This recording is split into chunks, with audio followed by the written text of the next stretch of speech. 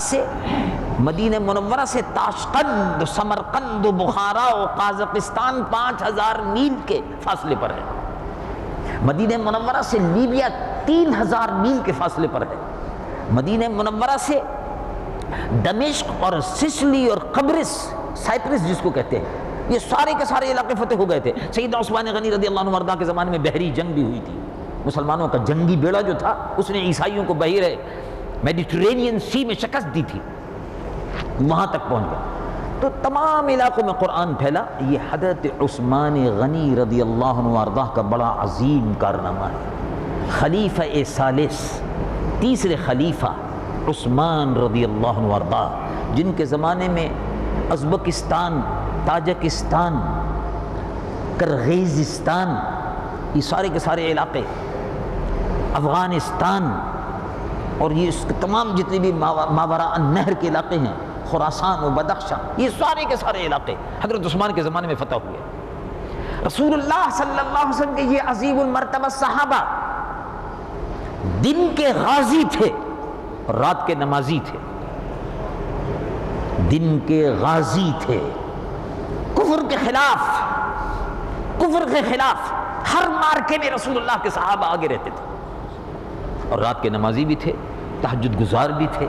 اللہ کے محبوب صلی اللہ علیہ وسلم کے دین کے بڑے نمازی تھے، ان سے بڑا نمازی کوئی نہیں اور ان سے بڑا غازی بھی کوئی نہیں۔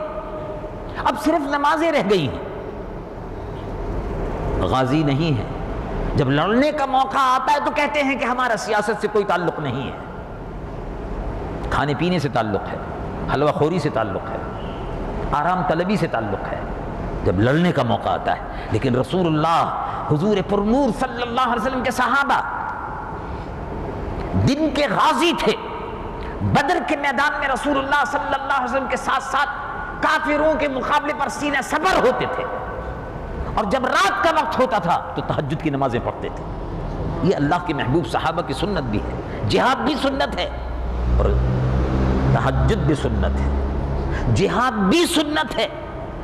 کافروں کے مقابلے پر دین کی بالادستی کے لیے، رسول اللہ کے دین کے غلبے کے لیے جد و جہد کرنا، بادشاہوں سے، عیسائیوں سے مقابلہ کرنا، یہ بھی سنت رسول اللہ صلی اللہ علیہ وسلم ہے۔ آپ نے سنا وہ واقعہ، حضور پرنور صلی اللہ علیہ وسلم نے لشکر تیار فرمایا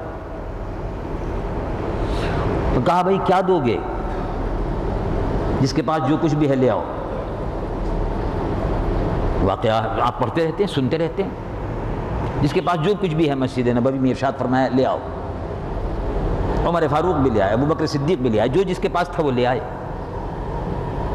حضرت عثمان غنی رضی اللہ عنہ وارضاہ نے چندے میں 1000 غازیوں کا فوجی ساز و سامان دیا، تلواریں اور نیزے، اونٹ اور گھوڑے، کہ میں 1000 غازیوں کے لیے، 1000 مجاہدین کے لیے گھوڑے، اونٹ، تلواریں، نیزے، بلے، ان کے جہاد کا تمام سامان میں اپنی طرف سے یا رسول اللہ خدمت میں پیش کرتا ہوں۔ حضرت عثمان غنی بڑے مالدار تھے، سبحان اللہ، بہت بڑی بات ہے، بہت بڑی بات ہے۔ 1000 آدمیوں کو مسلح کر کے اسلام کے دشمنوں کے خلاف روانہ کرنا۔ حضرت عثمان نے یہ نہیں کہا کہ یا رسول اللہ یہ تو سارا سیاسی کام ہے، اس میں کاہیں کو چندہ دینا، مسجد بنانے کے لیے چندہ دے دو، ختم شریف کے لیے چندہ دے دو، 11ویں شریف کے لیے چندہ دے دو، دیگ پکوانے کے لیے چندہ دے دو، غازیوں کو چندہ مت دو۔ نہیں، وہ بھی کرو یہ بھی کرو۔ 11ویں شریف بھی ہوگی، 12ویں شریف بھی ہوگی، 6ٹی شریف بھی ہوگی، اور جب موقع پڑے گا تو تلوار لے کے عیسائیوں کے خلاف جہاد بھی ہوگا، ہندوؤں کے خلاف جہاد بھی ہوگا، یہودیوں کے خلاف سازشوں کے خلاف جہاد بھی ہوگا۔ دونوں ہی کام ساتھ ساتھ چل رہے تھے، دونوں ہی کام ساتھ ساتھ چل رہے تھے۔ اللہ کے محبوب صلی اللہ علیہ وسلم کے یہ عظیم المرتبہ صحابی سیدنا عثمان نے دیا، اور اسی میں وہ واقعہ مشہور ہے کہ ابو بکر صدیق تشریف لائے، انہوں نے کہا حضور یہ میری طرف سے ہے۔ کہا ابو بکر کیا لے آئے؟ کہا حضور بس یہی حاضر ہے جو گھر میں تھا وہ لے آیا۔ تو ابو بکر گھر والوں کے لیے کیا چھوڑا؟ تو کہا اللہ کے محبوب صلی اللہ علیہ وسلم صدیق کے لیے ہے خدا کا رسول، بس اللہ اور اس کے رسول کو چھوڑا۔ یہ اسی جنگ کا واقعہ ہے۔ چنانچہ لشکر تیار ہوا اور اللہ کے محبوب صلی اللہ علیہ وسلم کی قیادت میں وہ لشکر روانہ ہوا تبوک کی طرف، عیسائیوں سے مقابلے کے لیے روانہ ہوا، جب 1,00,000 مسلمانوں کی آمد کی اطلاع قیصر روم کو ملی تو عیسائی فوجیں سن کر بھاگ گئیں، اور رسول اللہ صلی اللہ علیہ وسلم میدان جہاد سے بغیر لڑے ہوئے واپس آ گئے، اس لیے کہ دشمن بھاگ چکا تھا، لیکن حضور خود مجاہدین کی قیادت فرما رہے تھے، حضور خود مجاہدین کی قیادت فرما رہے تھے۔ یہ تو واقعات ہیں جو احادیث میں ہیں، قرآن میں ہیں، سیرت مبارکہ میں ہیں، سارے واقعات ہیں، آپ اس کو پڑھ سکتے ہیں، تفصیل سے دیکھ سکتے ہیں۔ اب ذرا غور فرمائیے کہ جو لوگ اس بات کی تلقین کرتے ہیں صبح سے شام تک کہ یہ ہمارا کام نہیں، وہ ہمارا کام نہیں، حکومت ہمارا کام نہیں، یہ ہمارا کام نہیں، یہ بھی سیاسی کام ہے، وہ بھی سیاسی کام ہے، دین کو انہوں نے، اسلام کو انہوں نے مسجدوں میں محدود کر دیا، اسلام کو مسجد میں محدود کر دیا۔ اسلام مسجد میں بھی ہے، اسلام مسجد میں بھی ہے، اسلام سڑکوں پر بھی ہے، اسلام بازاروں میں بھی ہے، اسلام ایوان حکومت میں بھی ہے۔ اگر اسلام ایوان حکومت میں نہیں ہوگا تو آگے چل کر وہ وقت بھی آ سکتا ہے کہ پھر مسجدوں میں بھی نہیں رہے گا۔ اگر یہ بات نہ ہوتی تو رسول اللہ صلی اللہ علیہ وسلم مسجد سے باہر تشریف لا کر اسلام کی حکومت قائم نہ فرماتے، لیکن مسجد سے باہر نکل کر اسلام کی حکومت اس لیے قائم کی تاکہ وہ حکومت مسجد کی حفاظت کر سکے اور مسجد میں آنے والوں کی حفاظت کر سکے۔ یہ اللہ کے محبوب حضور پرنور سید العالمین محمد رسول اللہ صلی اللہ علیہ وسلم کا طریقہ یہی تھا، قرآن اور حدیث میں یہی ہے۔ اور صورتحال اب یہ ہو گئی ہے کہ خود بدلتے نہیں، قرآن کو بدل دیتے ہیں۔ ہوئے کس درجہ فقیہان حرم بے توفیق، خود بدلتے نہیں، قرآن کو بدل دیتے ہیں۔ جہاد کے موضوع پر بات ہی نہیں ہوتی، عیسائیوں کے خلاف اگر تقریر ہوتی ہے، یہودیوں کے خلاف تقریر ہوتی ہے، فلسطین کے مسلمانوں کے قتل عام پر اگر مسجد میں بات ہوتی ہے تو جاہل لوگ کہتے ہیں کہ یہ سیاسی گفتگو ہو رہی ہے۔ اور اس زمانے میں مسجد نبوی میں صبح و شام اسلام کی سربلندی کے چرچے کے لیے لشکر تیار ہوتے تھے، مسجد نبوی میں بیٹھ کر نقشے تیار ہوتے تھے، اس رستے سے جانا ہے، اس رستے سے کافروں کو گھیرنا ہے اور اس رستے سے ان کو مارنا ہے۔ یہ سازش، یہ اسلام کے خلاف جتنی سازشیں عیسائی اور یہودی اور ہندو کر رہے تھے، مشرکین بت پرست، ان کے مقابلے کی تیاریاں ہوتی تھی۔ سیدنا عثمان رضی اللہ عنہ وارضہ نے اپنا مال و متاع سب دے دیا، غنی تھے۔ حضرت عثمان غنی رضی اللہ عنہ وارضہ حضور پرنور صلی اللہ علیہ وسلم کے داماد تھے۔ حضرت عثمان غنی رضی اللہ عنہ وارضہ کو حضور پرنور صلی اللہ علیہ وسلم کو حضرت عثمان سے محبت تھی۔ ایک بیٹی کی شادی آپ سے کی تھی جو حضرت بی بی سیدہ خاتون جنت فاطمہ الزہرا سے بڑی تھی، ان کی شادی کر دی، ان کا انتقال ہو گیا۔ کچھ عرصے کے بعد حضرت عثمان کو جو بیٹی دی تھی ان کا انتقال ہو گیا، تو اس کے بعد حضور کی دوسری بیٹی موجود تھی، ان کو بھی دے دیا، ان کا بھی انتقال ہو گیا۔ اب کوئی بیٹی نہیں تھی، تو حضور پرنور صلی اللہ علیہ وسلم نے مجلس میں رونق افروز تھے تو ارشاد فرمایا، اگر اللہ تبارک و تعالی مجھ کو 40 بیٹیاں دیتا، وہ انتقال کر جاتی، ایک کر جاتی، دوسری کر جاتی، تو ہر بیٹی کو عثمان کے نکاح میں دیتا چلا جاتا۔ حضرت عثمان کا لقب تھا ذی النورین، دو نور والے۔ حضرت عثمان کا لقب تھا ذی النورین، دو نور والے، یعنی رسول اللہ کی ایک بیٹی، پھر دوسری بیٹی، دو بیٹیاں جس کے نکاح میں ہوں، دو بیٹیاں جس کے نکاح میں رہی ہوں، وہ دو نور والے ہو گئے۔ اور جو بیٹیوں کے باپ تھے وہ کتنے نور والے ہوں گے، ذرا غور تو فرمائیے جی، وہ تو نور علی نور تھے، ان کے صدقے میں یہ سارے نور تھے جی، ان کے صدقے میں کل گھرانہ نور کا، رسول اللہ صلی اللہ علیہ وسلم کا گھرانہ۔ حضرت امیر المومنین سیدنا عثمان رضی اللہ عنہ وارضہ کو حضور سے بڑی محبت تھی، مال بھی قربان کا حکم ہوا، مال دے دیا۔ مدینہ منورہ شریف میں گیہوں کی قلت ہو گئی،